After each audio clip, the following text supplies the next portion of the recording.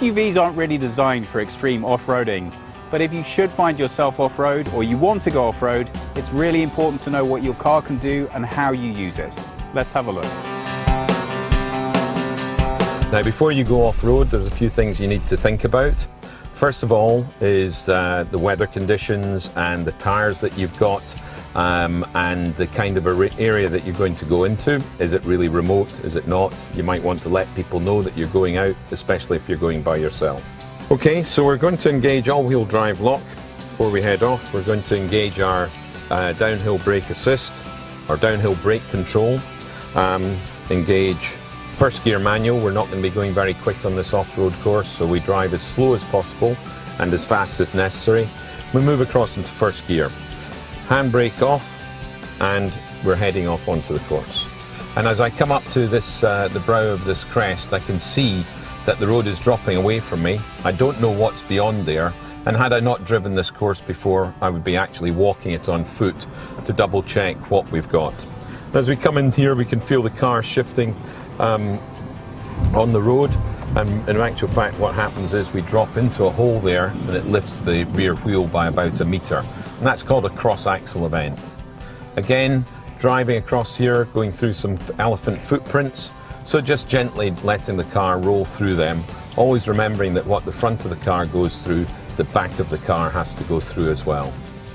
I'm now coming onto a side slope. Now, generally speaking, we say avoid side slopes at all costs unless you absolutely have to. And if you haven't driven it before, you definitely want to check it. We're on 25 degrees of side slope at the moment, and I'm driving along very slowly.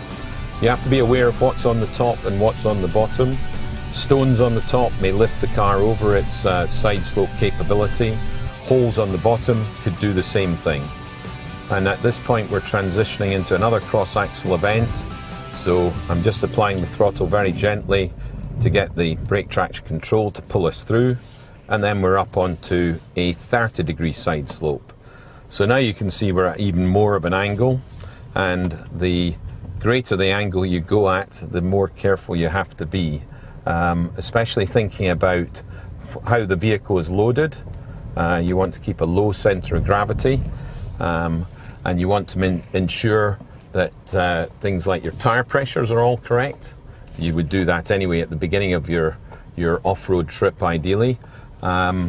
And you want to make sure that your load is secure within the car, because on a side slope, a load that is unsecure and slides to one side or the bottom side of the car, then that could be enough to actually tip the vehicle over. So our next obstacle on the course is a 27-degree ascent or climb, and that then goes into a 30-degree descent. Now, rule of thumb for climbing hills off-road is always go up a slope and down a slope the way that water would go down the slope. I know where I'm going at the top, so I'm going to drive up and stop when we get onto the horizontal level at the top. So enough power to keep me moving up the slope without wheels spinning, and at the top I stop.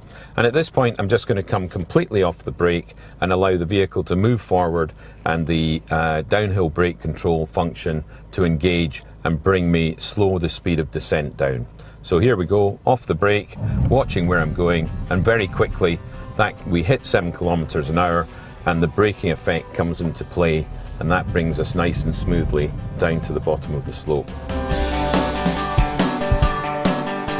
The Hyundai Tucson opens up new opportunities for you as a driver. You've got a great 4-wheel drive system here which can work automatically, or you can engage it when you want to.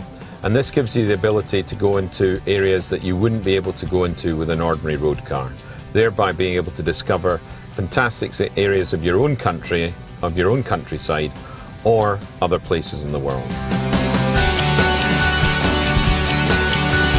SUVs are capable of a lot more than some people think. However, they're not designed primarily for off-road use. So if you want to take them off-road, be sure and check the track and make sure you're careful how you use the car, and you'll still have a lot of fun.